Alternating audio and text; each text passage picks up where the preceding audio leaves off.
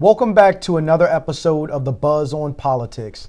Today I have a very special guest with me who's here to tell me about his run for Duval County School Board. Thanks for joining us, Nick, on our show today. Thank you, Jeff. I appreciate it.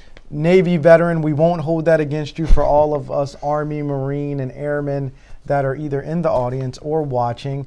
Thank you for your service. Thank you. Thank you for your service. And thanks as a fellow veteran for everything that you do for the veteran community. You know, it's all one team, one fight at the end of the day, which leads me to my first question about your fight to, hold public office. I think that it's phenomenal that military veterans are taking the reins more with a fresh new approach. Discipline, right? I mean, Sure. it's in our DNA. What was the reason and the spark that got you to say, you know what, I think having a great military career, I want to go and impact politics? Sure. Well, it's not necessarily politics. It's more specifically the school board race. And frankly, the education's in my blood. My dad was on my local school board in the suburbs of Chicago. My mom founded an inner city charter school in an impoverished district of Chicago where there were underperforming schools. And that charter has had wonderful results. My wife and I are both products of public schools.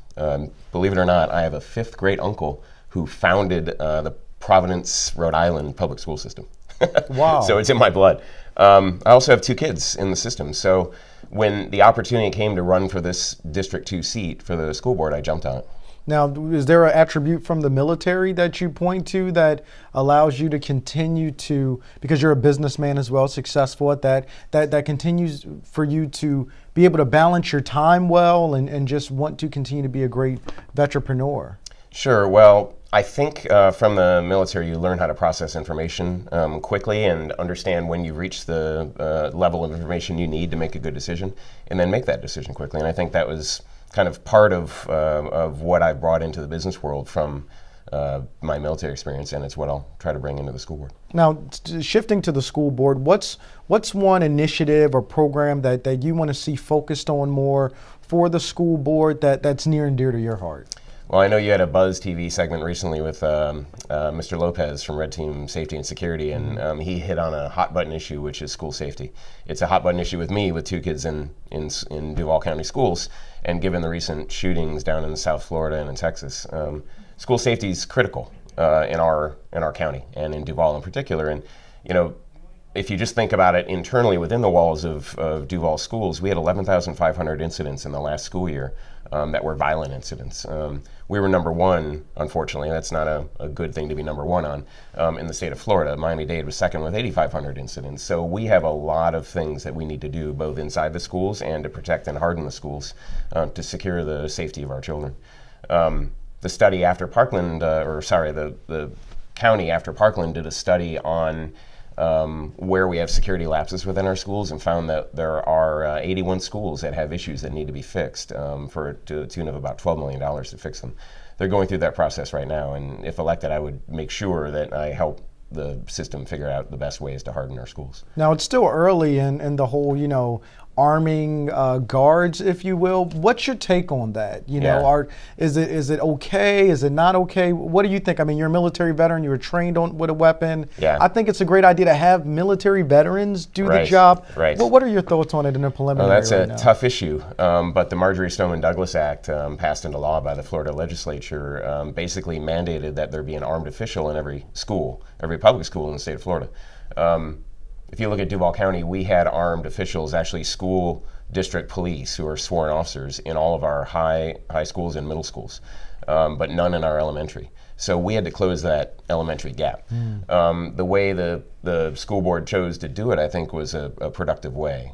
They were given the option to arm teachers or staff, the option to hire what they call school safety assistants, which are going to get 144 hours of training.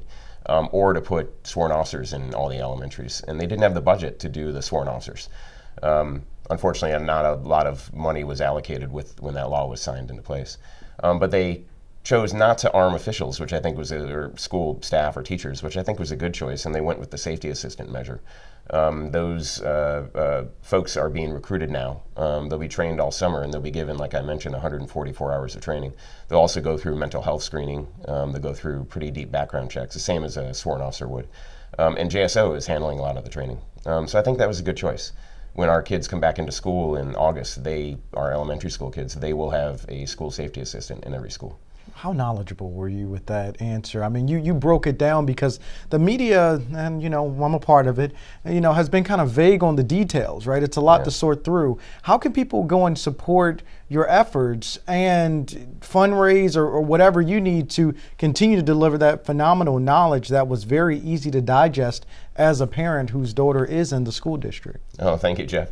Well, you can see more about that issue in particular on my website, which is howlandforschoolboard.com. Howland is Howland. I also have a Facebook page at facebook.com/howlandforschoolboard. And I'm trying to kind of break down some of those issues because I had to wade through lots of information in order to make sense of it myself. So I try to put it out there in pretty clear ways on the website. Well, thank you for joining us today on The Buzz on Politics. And the information has been so impactful to our audience, I know, because it's very impactful to me. And we look forward to having you back so we can cover more issues going on with our school district. Thank you, Jeff. I appreciate it. It was an honor. Thank you. For another segment of The Buzz on Politics, I'm Jeff Shuford, your host. We look forward to seeing you at the polls and in the next segment.